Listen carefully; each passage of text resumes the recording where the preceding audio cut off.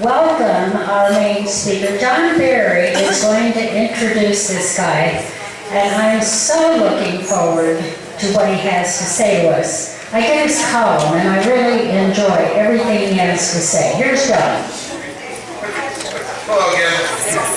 Hey, the timing couldn't be better for our next speaker because Steve Frank is a big hit for us, especially because his talk, the coming elections 2014, 26, and why they matter, couldn't have been timed better.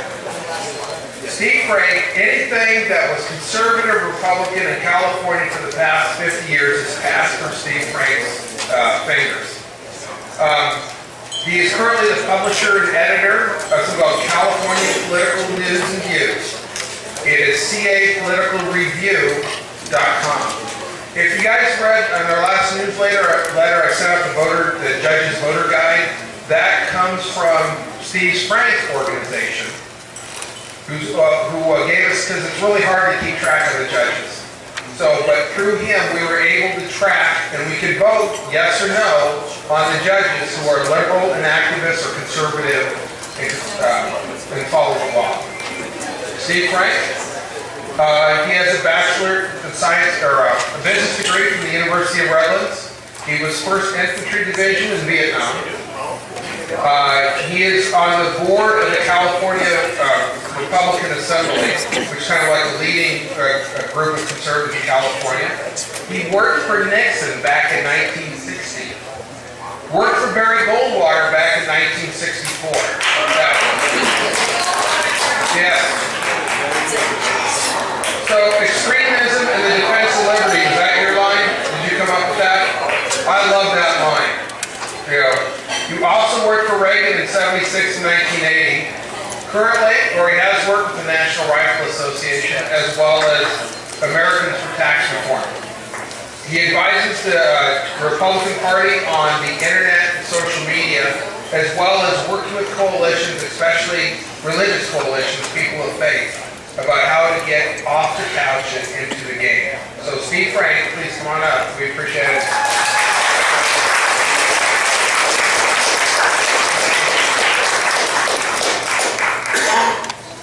What a great day in America. Only 812 more days of Barack I in the White House.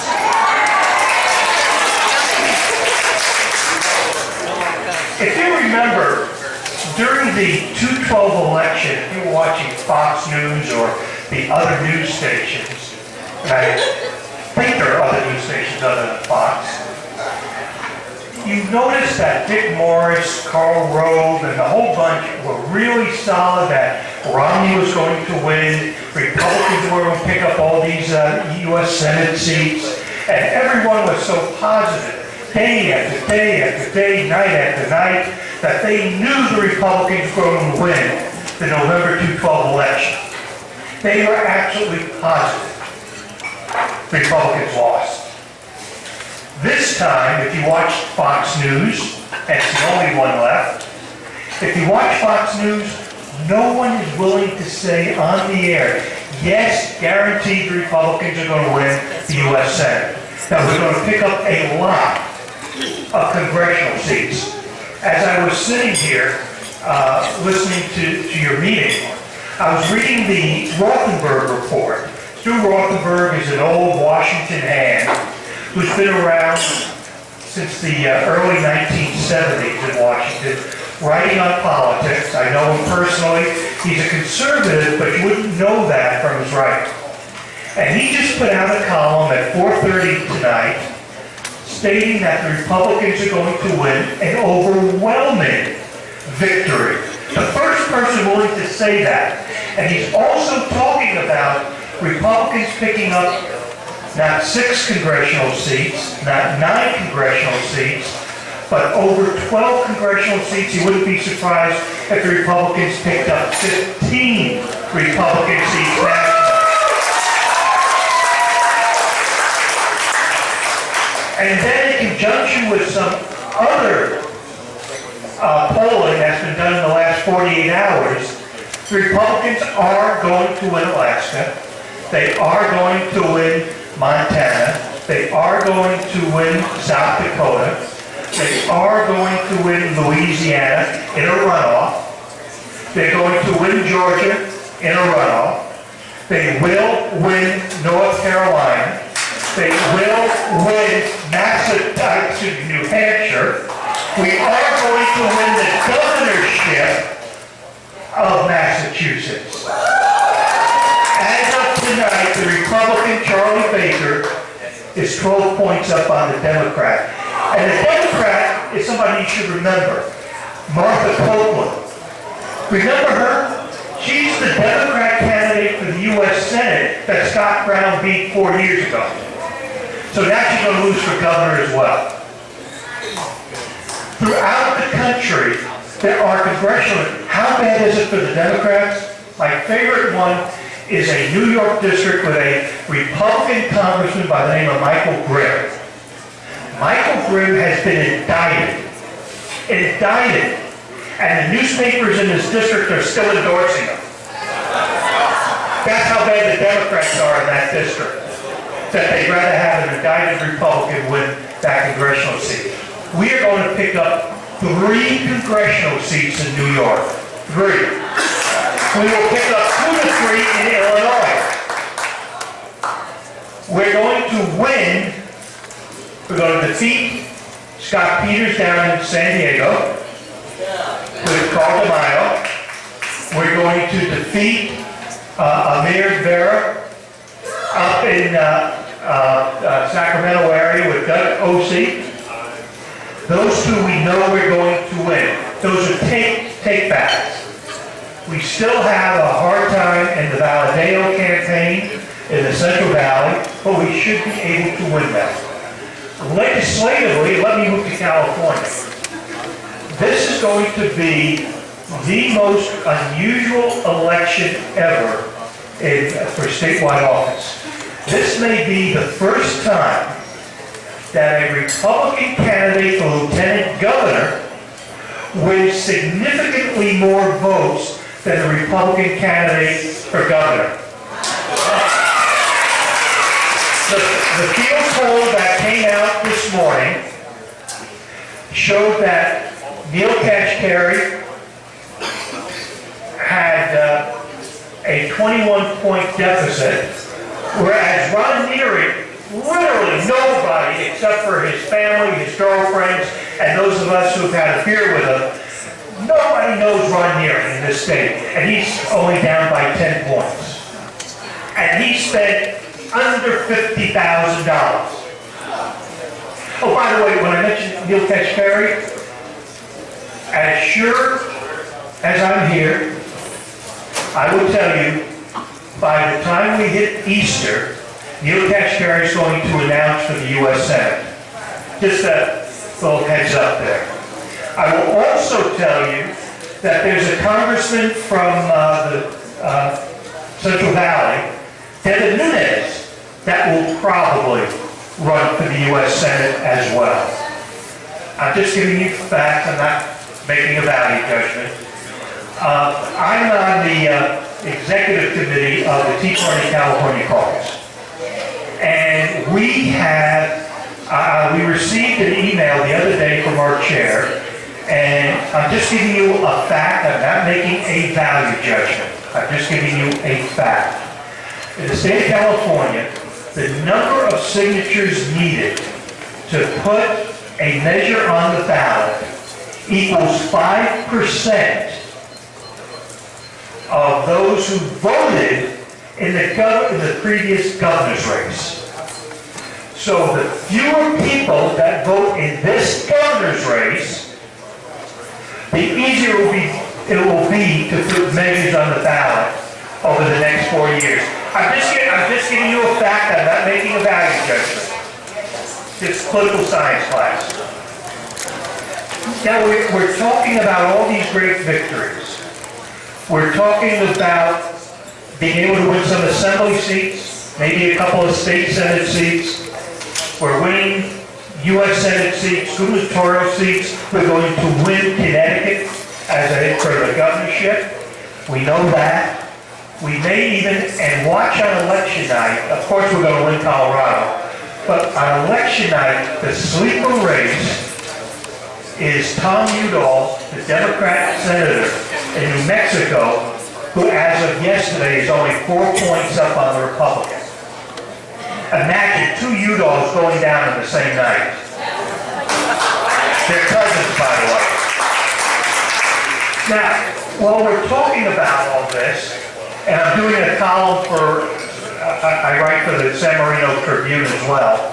I'm doing a column for them tomorrow. As you look at all these victories, and I've been involved since 1960. I've not missed an election cycle, which is 2 years. I've worked in every election cycle since 1960. This is the first election cycle that I can remember that I've been involved in where there are no issues. There's no overriding themes. There's no grand national campaign except I'm not Obama. And not only are the Republicans saying that, but the Democrats are as well. But when you look at this election, we're not talking nationally about Obamacare. We are talking a little bit about national security. We're not talking about tax reform or tax cutting. We're not talking about Social Security. We're not talking about education as a general issue. Here in the state of California, there's only one issue, just one, water. Outside of water, there are no issues in this state. Literally, this is the Jerry Seinfeld election cycle, an election about nothing. What we have today is an electorate that is angry. In June, or I should say in May when they closed off voter registration, 21% of the registered voters in the state of California were declined to state. That was in May. Early October, we don't have the final numbers yet, but in early October, that number had gone from 21% to 23%. In that same time, the California Republican Party lost 70,000 voter registrations statewide. Some areas did add, some lost. In total, we lost 70,000. The Democrats did the same.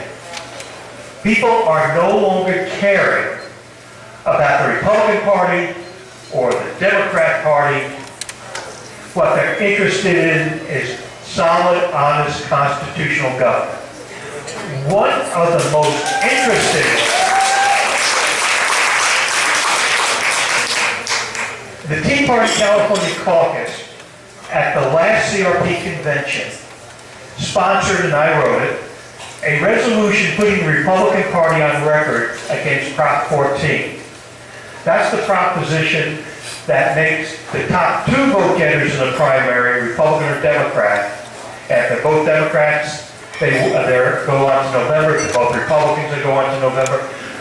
In effect, destroying the Republican Party and the Democrat Party.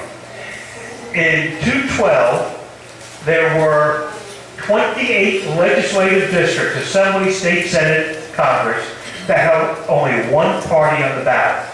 And what's interesting about that is when you look at the vote totals, on average, in those districts, when there was one party on the ballot, there were 11% fewer voters. Prop 14 suppresses the vote. First of all, there are no third parties allowed on the ballot in November because the way it's set up. So why would a third party person come out to vote? This year, there are 25 legislative districts. My favorite one is in Northern California. Tom McClintock is running against another Republican, a guy by the name of Art Moore. Last week, Art Moore decided to smear Tom McClintock. He called Tom McClintock a Republican. I mean, serious. That was his smear of Tom McClintock.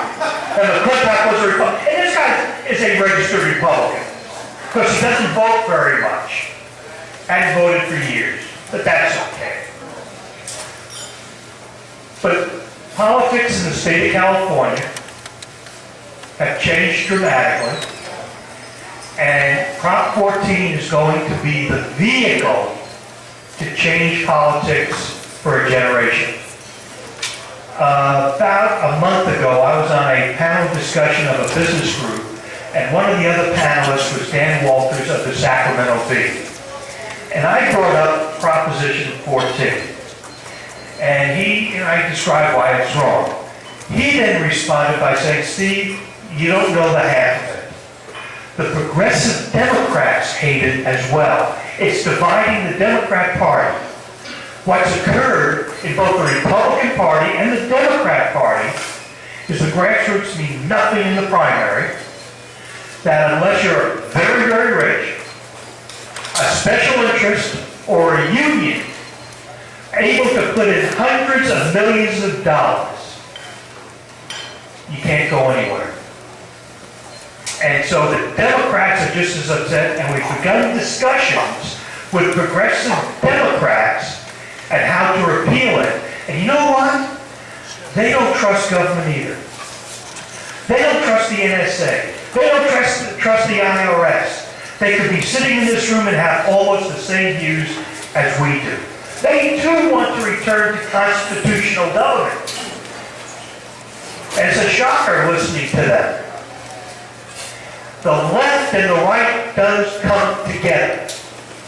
And it could be that Proposition 14 is the vehicle, the repeal of that, becomes the vehicle to overturn the establishment. I'm not talking about the Republican establishment.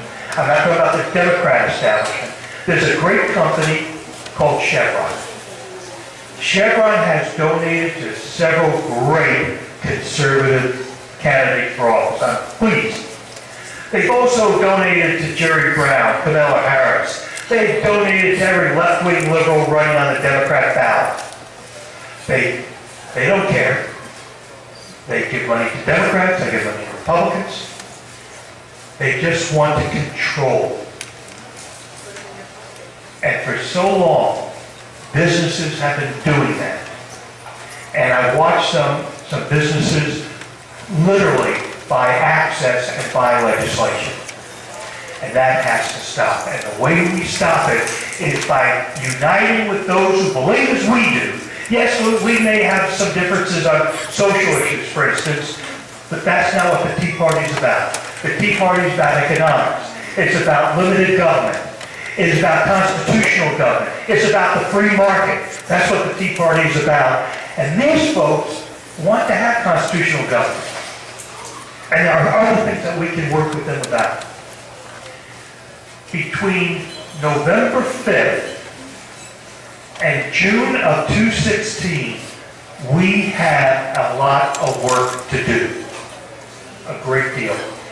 I was listening to John give his report on the precinct operation and the great work he's doing and Sam's doing and the others have done. Paul explained what's going on precinct-wise in his campaign. And there are other Tea Parties statewide that are doing the same thing as you are.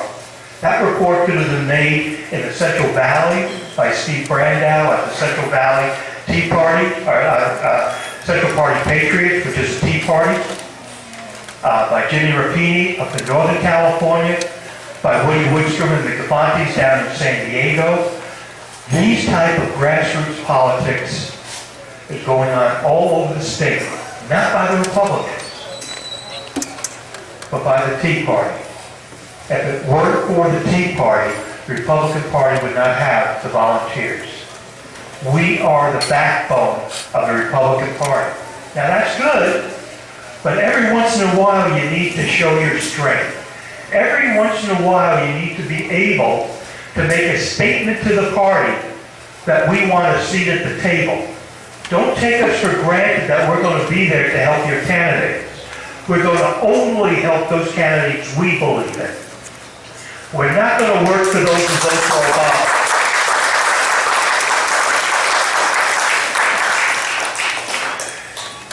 so now that all these different groups are working, now's the time for all of these precinct operations to become coordinated. You guys determine who you want to support here and walk for here, and Steve and his people in Fresno and the Central Valley will decide for themselves who they want to work for. But to coordinate these efforts takes away the power of the Republican Party to dictate to us who we work for. And that is extremely important. We are going from a campaign about nothing into a campaign literally about everything.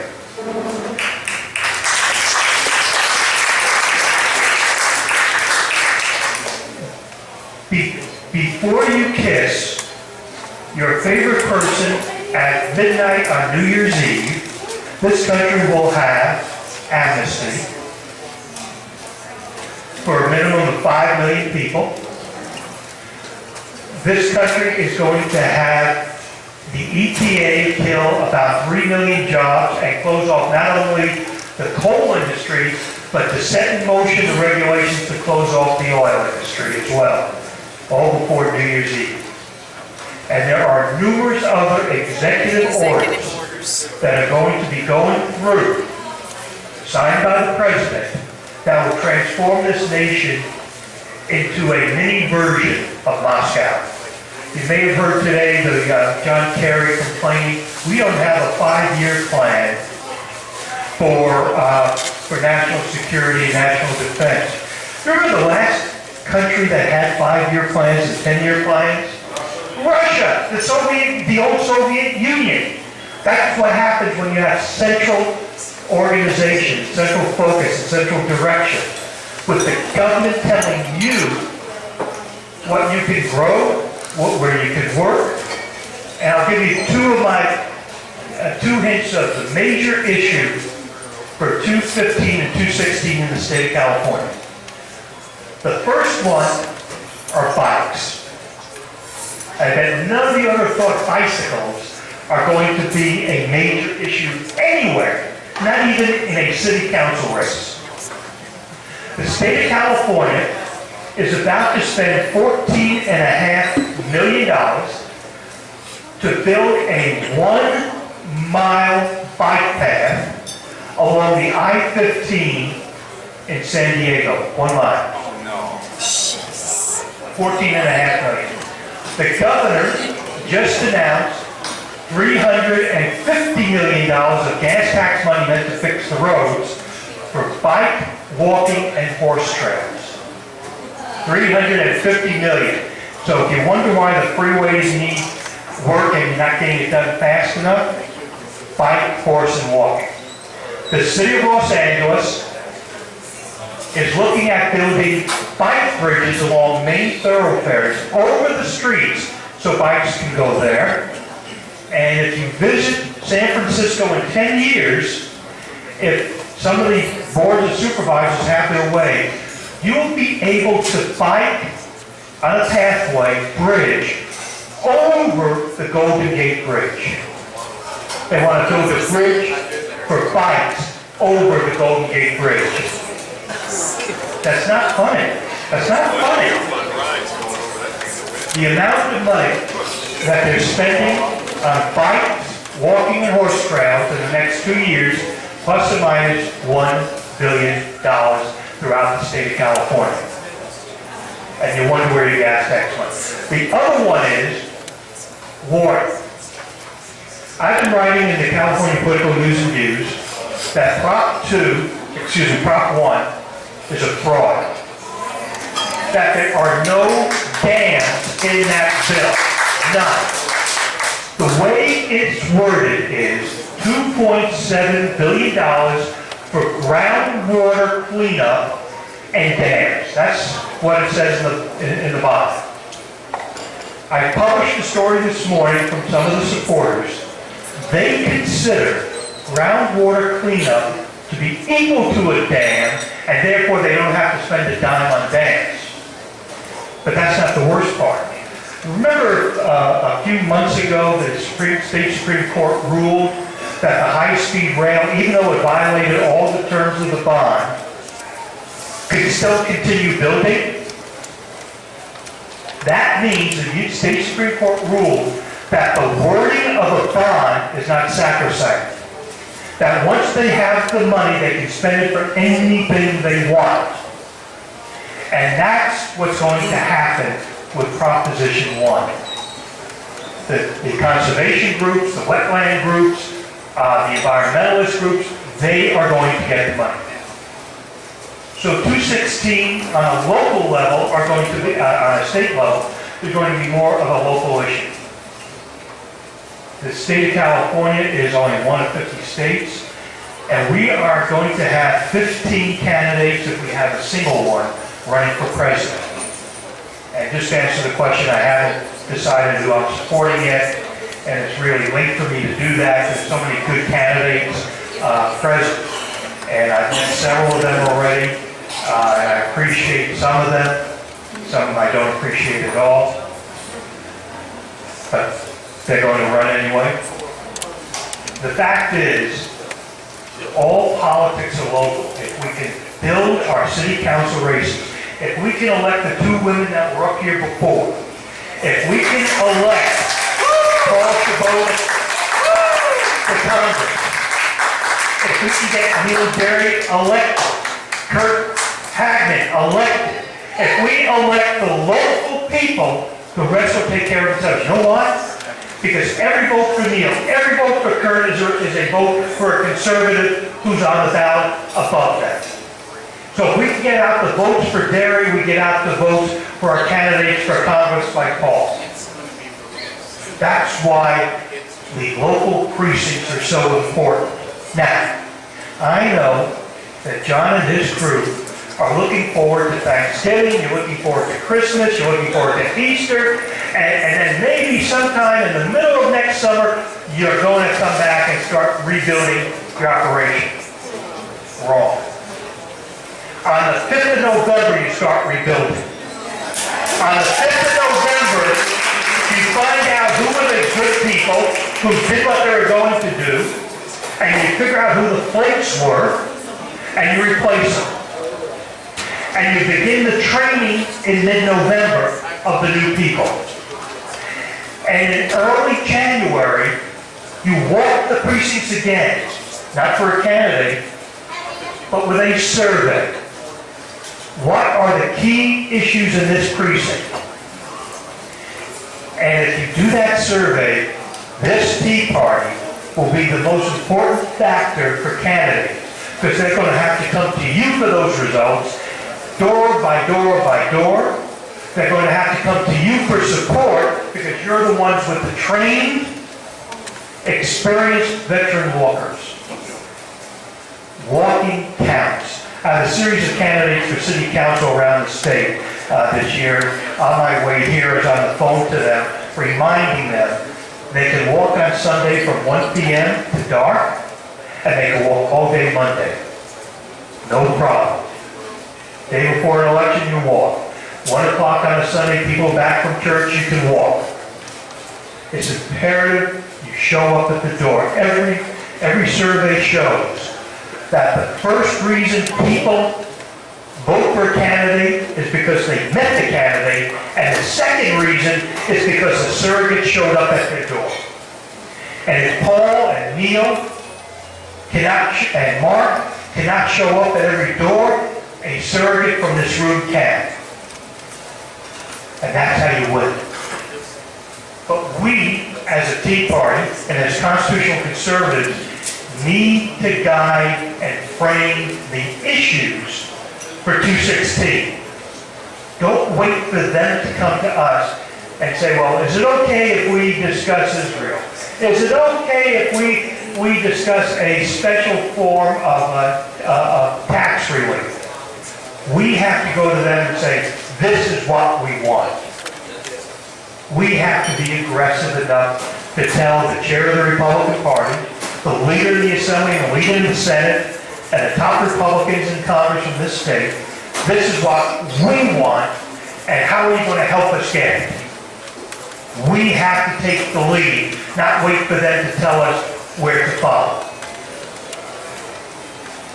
There's so much going on, and there's so many elections. My wife says one of the problems with my speeches is that I say everything in the world and leave no room for questions. So I'm just going to finish this. I was the developer of the POW MIA bracelet after the Vietnam War. And I close those speeches with the same way I'd like to close this speech. No man escapes when freedom fails. The best men rot in filthy jails. And those who cry, appease, appease, are hanged by those that try to please. Thank you.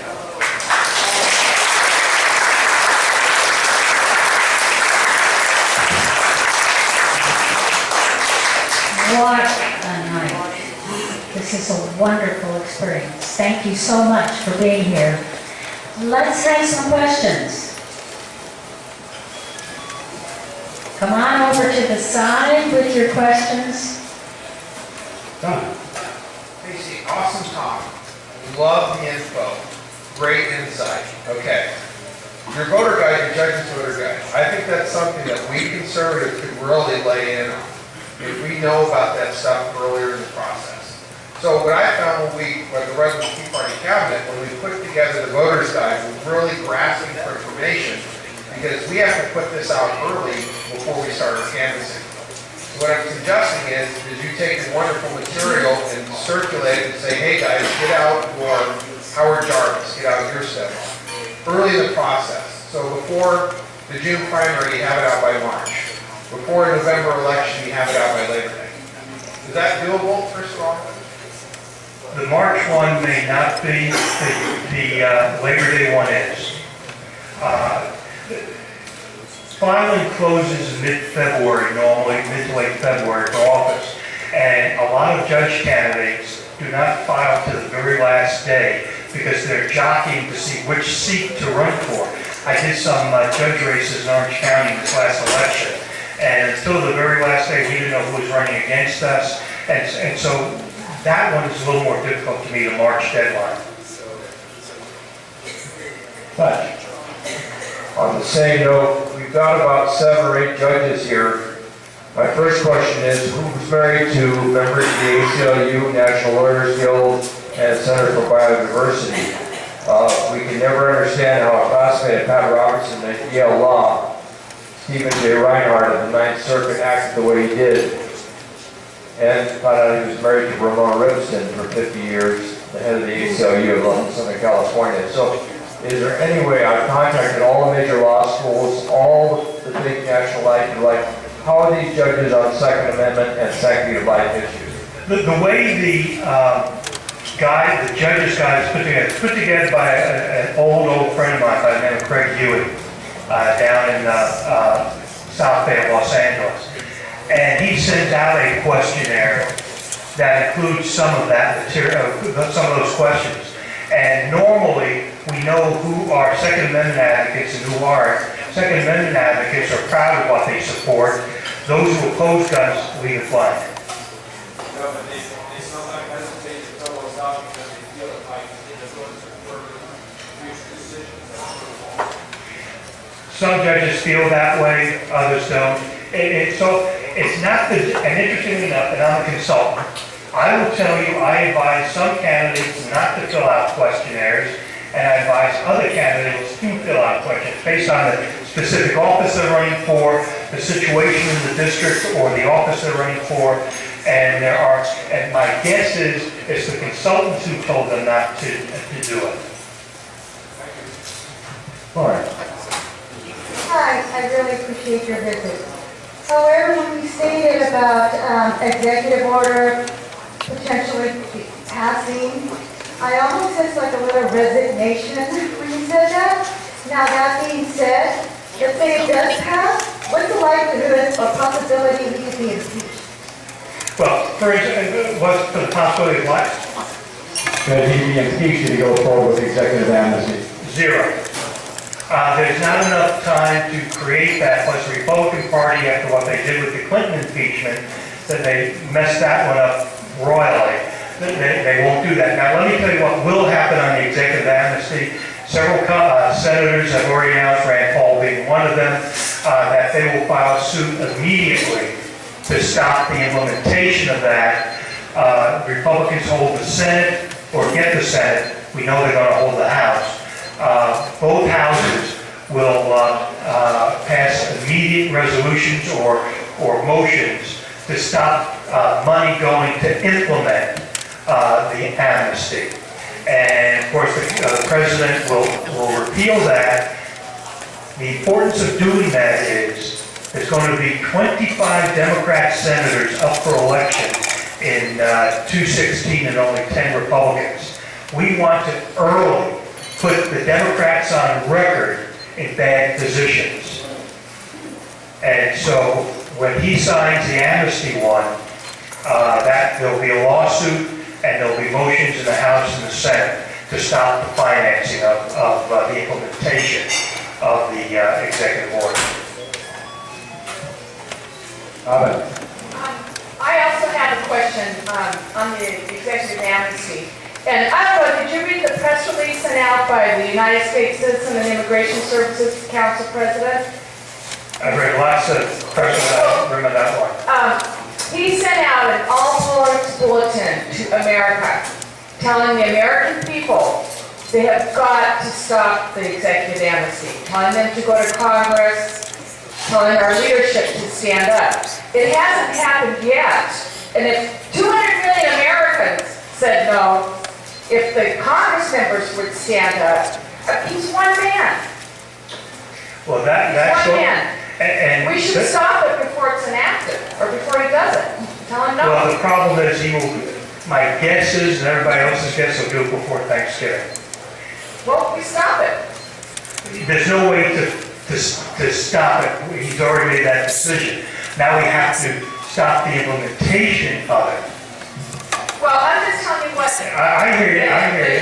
You said Council President Jason Adams, a memo to the United States wanting all Americans to get their Congress members to stand up now to stop it, not to accept it as a done deal. The people have got to stand up. He's one man.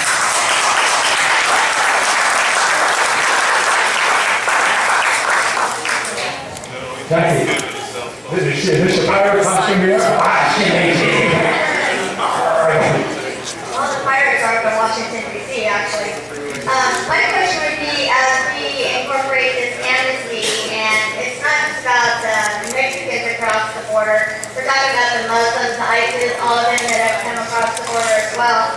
And I guess I want to know is where are we going with, as we're starting to see Sharia law being implemented in certain areas. I just saw Home Depot is actually in Michigan incorporating Muslim sensitivity for Islamic and thinking about considering the Sharia law into their whole corporation boundaries, I guess.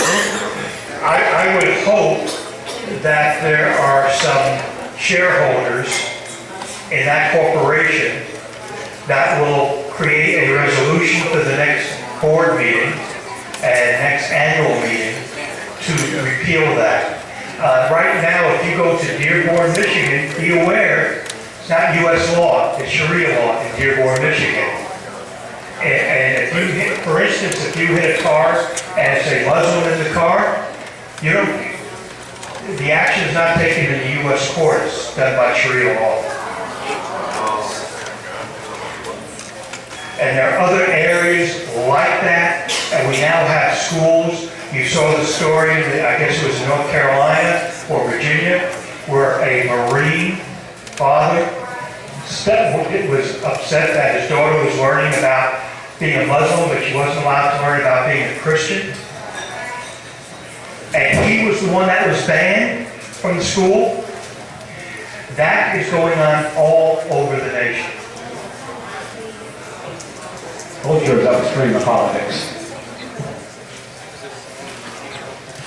Yeah, along the line on the executive amnesty, my hope was that one of the soon-to-be-declared candidates, would make the statement. I was hoping even before the election that may rally the troops for Obama. But if you're talking about by Thanksgiving, that someone would set the edge and say this will not stand and don't do it. He's going to do it anyway. I know he's going to do it. But just to really up the ante, you know, with people that are representing us, whether it be congressmen or in the Senate, to the point I've made 2 phone calls this week, one to a friend of mine that's been a city attorney, pretty good constitutional guy, and then I made a phone call today to somebody you probably know, don't know fully what your opinion is, but Orly Pace, who's done a few things, and I missed her on the phone call. And my question is, what is it that we as individual citizens have, if our representatives don't represent us along the line of what we're talking about, saying this will not stand? I'm asking these people to see what is it that, as an individual, I mean, can I personally file a suit, you know, to try and block, I don't know if I have standing or anything, but I agree that we need to up the ante on this executive amnesty and box them in as much as we can. But let me remind you that the U.S. Senate has already voted on amnesty. They voted 93-0 against amnesty. The House of Representatives, I think, had 17 people out of 435 that voted for amnesty. So both the overwhelming number of Congress and unanimous vote in the Senate, 93, 7 didn't vote for one reason or another, that Congress is already on record in strong opposition to amnesty.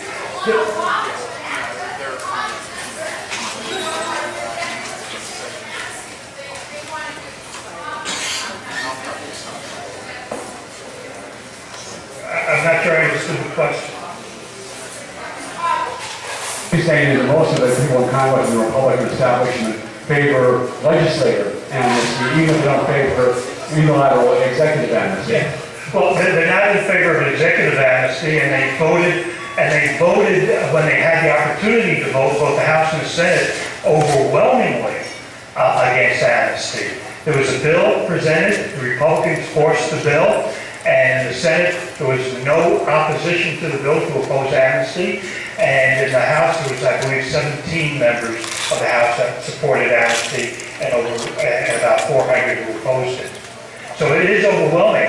And I don't know of any Republican candidate or office holder that supports executive orders for amnesty. None. Even those that want so-called comprehensive immigration reform. I do want, and I'll admit it, I want comprehensive immigration reform. And what I want is closing the borders. That's comprehensive immigration reform. We've never tried it, so it would be reform. I'm going to take the last question. This is something that I thought about and was puzzled by it. We talk about the percentages of there's voting and has voted and very low turnout. Yet, the poll shows 70% of people are angry about the direction of the country. 76% think their children are going to be worse off than they are now. 79% think there's a great deal or a lot of corruption. Why is this huge discrepancy between what they're thinking about the direction of the country and not being involved in that voting? Most people feel, first of all, less than half of those eligible to vote in this country register to vote. About half of those who are registered to vote actually vote. So in other words, about 25% of those eligible to vote, vote. And that's part of the problem. There is, and you're going to see a lot of it now, if you go to Drudge, you see several stories about vote fraud all over the country, and it's totally open now. Raza has put out a document showing you where you can vote without a voter ID, anywhere in this country. And that's how open the corruption is. And there's more I could talk about. So many people, my neighbors say, there's so much corruption in the system, my vote doesn't count because an illegal alien will vote, that you're going to have, and by the way, in the state of Kansas, I'm doing the story tomorrow, Kansas found 22,000 illegal aliens registered to vote in their state. In Kansas, 22,000. And I forget the number, in Maryland, in one county, they had 9,000 illegal aliens registered to vote. And so people say, why should I vote with all this corruption going on? Doesn't matter. And then you have in Maryland and in Chicago, of course Chicago, you have, if you vote Republican, your vote's counted as a Democrat vote. So why would you want to vote? And it's all of this, plus some people have the feeling, does it really matter whether Neil Kashkari or Jerry Brown's governor? Is there a difference? Both voted for Obama. I mean, how can you have, more commonality than that? And so we have a situation where people just don't feel, why would they take a few minutes out of their day to do that? It's very sad. I'd like to thank everybody for being here tonight, not watching reruns of Jerry Seinfeld, coming here. But now's the time to spend Friday, Saturday, Sunday, and Monday making sure Kurt and Neil and the ladies and Paul and all the other candidates and Mark, that they all get elected on Tuesday. Thank you very much.